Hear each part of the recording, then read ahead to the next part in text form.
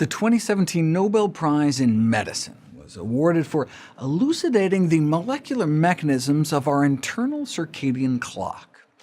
For billions of years, life on Earth evolved on a 24-hour cycle of light and dark, and so it's no surprise our bodies are finely tuned to that pattern. But put people in total darkness without any external time cues, and our body still continues to cycle in about a 24-hour circadian rhythm.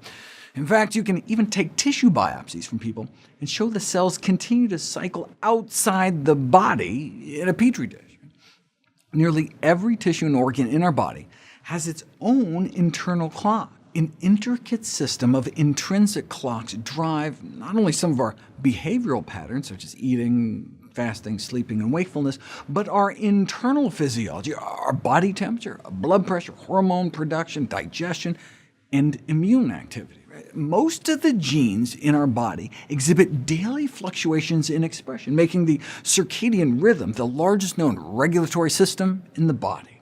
This cycle is thought to allow for a level of predictability and functional division of labor so that each of our body processes can run at the best time. At night while we're sleeping, a whole array of internal housekeeping activities can be switched on, for example, and as dawn approaches, our body can shift back into activity mode. Anyone who's ever had jet lag knows what throwing our cycle even just a few hours off can do, but now we know our circadian rhythms can literally be the difference between life and death. A study of more than 14,000 self-poisonings found that those who tried committing suicide in the morning were more than twice as likely to die than those who ingested the same dose in the evening.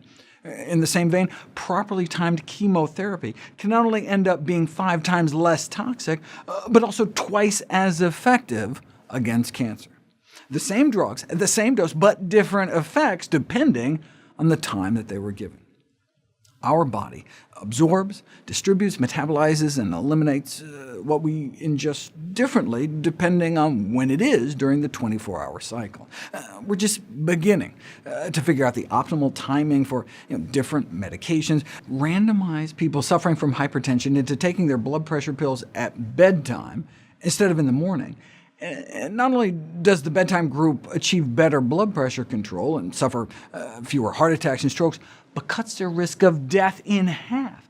Yet most physicians and pharmacists tell patients to take them in the morning, potentially doubling their risk of death.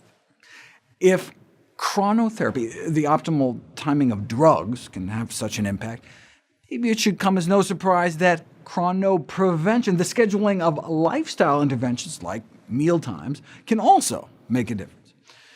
In the official Academy of Nutrition and Dietetics position paper on effective treatments for obesity, importance is placed not only on the quantity, but timing of calorie intake, suggesting that consuming more calories earlier in the day rather than later in the day can assist with weight management. Some have gone further and even characterized obesity as a chronobiological disease. What evidence do we have to back up these kinds of claims?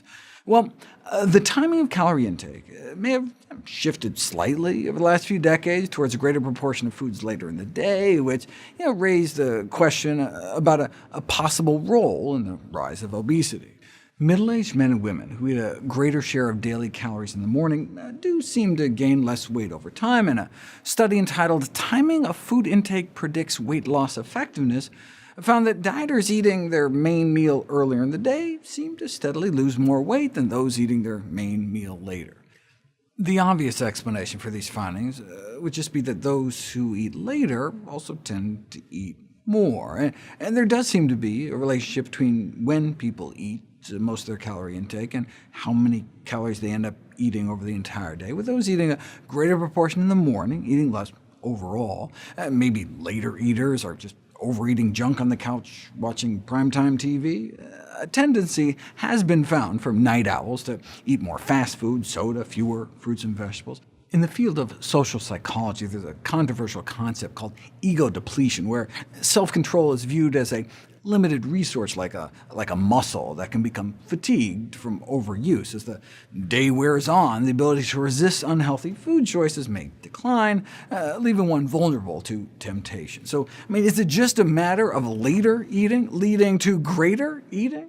Remember this study where earlier eaters steadily lost more weight? To their surprise, the early eaters were eating as much as the late eaters, despite the difference in weight loss magnitude. The early eaters ended up about 5 pounds lighter than the late eaters by the end of the 20-week study, even though they were apparently eating the same amount of food. There didn't seem to be any difference in physical activity between the two groups either. Could it be that just the timing itself of calorie intake matters? Scientists decided to put it to the test, which we'll cover next.